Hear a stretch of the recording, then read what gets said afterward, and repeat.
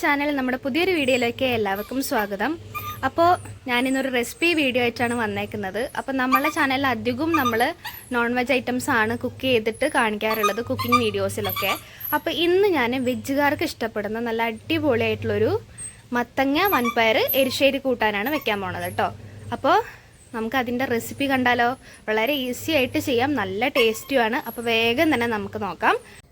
അപ്പോൾ അതാ നമ്മൾ മത്തങ്ങ കൊണ്ടുള്ള എരിശ്ശേരി കൂട്ടാൻ വെക്കാൻ വേണ്ടിയിട്ട് ചട്ടി വെച്ചിട്ടുണ്ട്. ഞാൻ ചട്ടി എടുത്തു എന്നുള്ളൊരു ഭംഗിക്കും ഒരു രുചിക്കും വേണ്ടിയിട്ട് നിങ്ങൾക്ക് ഏത് പാത്രത്തിനകത്ത് വേണേലും ഉണ്ടാക്കാം. അപ്പോൾ ഞാനിത് അതിനകത്തോട്ട് ആദ്യം തന്നെ മത്തങ്ങ, നല്ല വീട്ടിലുണ്ടായിട്ടുള്ള മത്തങ്ങയാണ് കേട്ടോ, നമ്മൾ കടയിൽ നിന്ന് മേടിച്ചതല്ല, വീട്ടിൽ തന്നെ ഉണ്ടായ മത്തങ്ങയാണ്. അപ്പോൾ വല്ലാണ്ട് മൂത്തിട്ടുമില്ല, എന്നാൽ തീരെ ചള്ളുമല്ലാത്തൊരു പാകത്തിനുള്ള മത്തങ്ങയാണ്. അത് ഒരു ചെറിയ കഷ്ണം എടുത്തിട്ടുണ്ട്. ഇനി നമ്മൾ അതിനകത്തോട്ട് ആവശ്യത്തിനുള്ള മഞ്ഞൾപ്പൊടി, ഒരു 1/4 ടീസ്പൂണോടത്തോളം മഞ്ഞൾപ്പൊടി ഇട്ട് കൊടുത്തിട്ടുണ്ട്. ഇനി ഒരു 1/2 ടീസ്പൂൺ മുളക് പൊടി. ഇനി നമുക്ക് 2 പച്ചമുളക് കീറിയിട്ട് ഇട്ട് കൊടുക്കാം. എരിവൊക്കെ ഓരോരുത്തരുടെ താല്പര്യത്തിനനുസരിച്ച് ചേർക്കാം കേട്ടോ, കൂട്ടും കുറയ്ക്കുകയൊക്കെ ചെയ്യാം. ഇനി നമുക്ക് ഒരു തക്കാളി അങ്ങനെ അധികാരം ചേർത്തിട്ട് ഞാൻ കണ്ടിട്ടില്ല, പക്ഷെ ചേർത്ത് നോക്കൂ, നല്ല ടേസ്റ്റാണ് കേട്ടോ.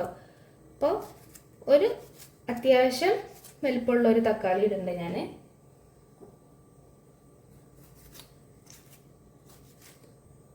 ഇനി അതിലേക്ക് ആവശ്യത്തിനുള്ള ഉപ്പും കൂടെ ചേർത്ത് നമുക്ക് കുറച്ച് വെള്ളം ഒഴിച്ചിട്ട് വേവിക്കാൻ വയ്ക്കാം.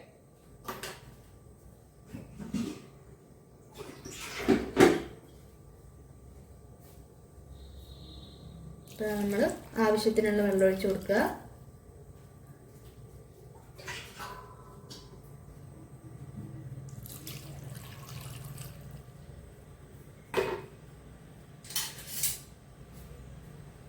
എല്ലാം കൂടെ ഒന്ന് മിക്സ് ആക്കുക. ഈ മത്തങ്ങയും ഈ സാധനങ്ങളൊക്കെ നിങ്ങൾക്ക് വേണമെങ്കിലും കുക്കറിൽ വേവിച്ചിട്ട് എടുക്കാം, അതൊക്കെ ഓരോരുത്തരുടെ താല്പര്യം പോലെ ചെയ്തോളൂ. ഇത് പെട്ടെന്ന് വേവും കേട്ടോ, ഈ മത്തൻ. ഇത് നല്ല ഇളം മത്തനാണ്, ഒരുപാട് മൂക്കാത്ത, അതുകൊണ്ട് വേഗമാവും.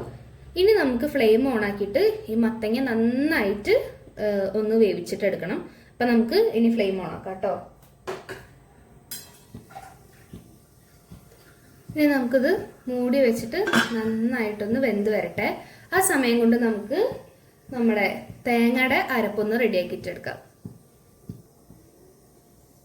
അപ്പോൾ ഇതാ അരപ്പിന് വേണ്ടിയിട്ട് ഞാനിപ്പോൾ ഇതാ 1/2 മുറി തേങ്ങ, ഇത് ചിരകി എടുത്തതല്ല കേട്ടോ. നമ്മൾ ചിരകാൻ മടിയുള്ളവർക്ക് നല്ലൊരു ടിപ്പ് പറഞ്ഞുതരാം. നമ്മൾ സാധാരണ കൊത്തു തേങ്ങയ്ക്ക് വേണ്ടിയിട്ട് ചിരട്ടേന്ന് തേങ്ങ പൂളി എടുക്കുക, അത് ജസ്റ്റ് ഒന്ന് ക്രഷ് ചെയ്ത് കഴിഞ്ഞാൽ ഇതുപോലെ നമുക്ക് ചിരകിയ പോലെ കിട്ടും. അപ്പം ഞാൻ അങ്ങനെ ആക്കി എടുത്തതാണ്, അതുകൊണ്ടാണ് ഓൾറെഡി മിക്സി ജാറിൽ തന്നെ ഇരിക്കുന്നത്.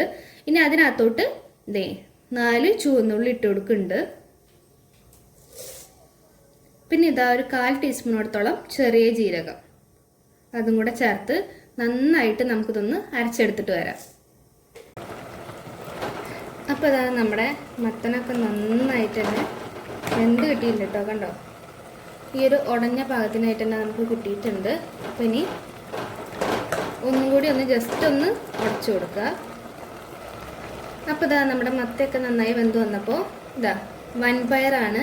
ഇത് വേവിക്കുന്നത് ഞാൻ കാണിക്കാൻ വിട്ടുപോയതാട്ടോ. അപ്പോൾ ഞാൻ തലേ ദിവസം തന്നെ വൻപയർ വെള്ളത്തിയിട്ട് വെച്ചിട്ട് ഒരു 3 വിസിലിൽ ഇന്ന് വേവിച്ചെടുത്താണ്. അപ്പോൾ അതും കൂടെ നമുക്ക് ഇതിനകത്തോട്ട് ചേർത്ത് കൊടുക്കാം. നന്നായിട്ട് തന്നെ ഒന്ന് മിക്സ് ചെയ്യുക. ഈ എലിശ്ശേരിയിൽ ഈ വൻപയറും കൂടെ വരുമ്പോഴാട്ടോ നല്ല രുചി. അപ്പം ഞാനിപ്പോൾ ഒത്തിരി എടുത്തിട്ടില്ല, കുറച്ച് എടുത്തിട്ടുള്ളൂ. അപ്പോൾ അതിൻ്റെ അളവും കൂട്ടേണ്ടവർക്ക് കൂട്ടാം. അപ്പം ഇനി നമുക്ക് ഇതിനകത്തോട്ട് നമ്മുടെ നേരത്തെ നമ്മൾ അരച്ചു വെച്ച തേങ്ങയുടെ അരപ്പ് ചേർത്ത് കൊടുക്കാം.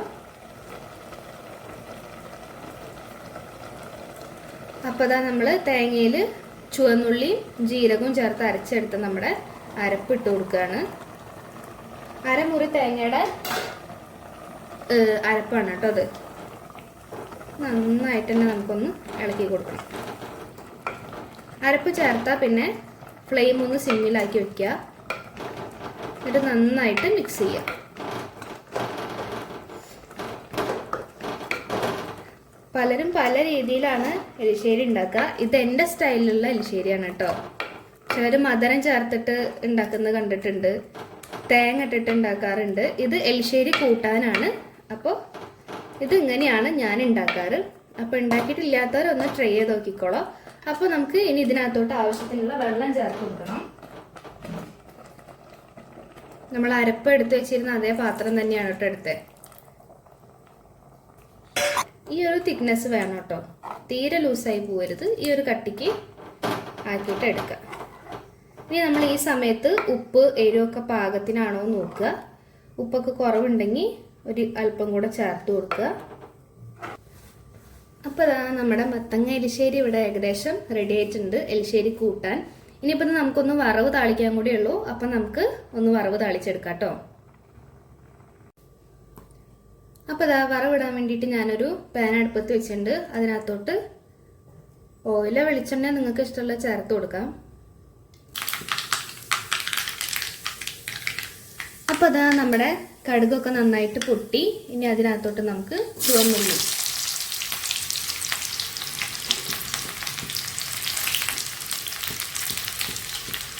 ഒപ്പം തന്നെ കറിവേപ്പിലയും വറ്റൽമുളകും.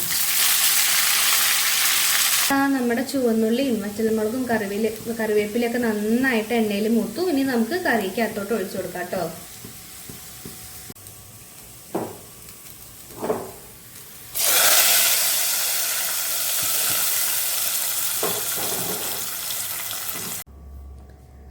അങ്ങനെ ഇതാ നമ്മുടെ അടിപൊളിയായിട്ടുള്ള മത്തങ്ങയും മൺപയറും എരിശ്ശേരി കൂട്ടാൻ റെഡി ആയിട്ടുണ്ട്.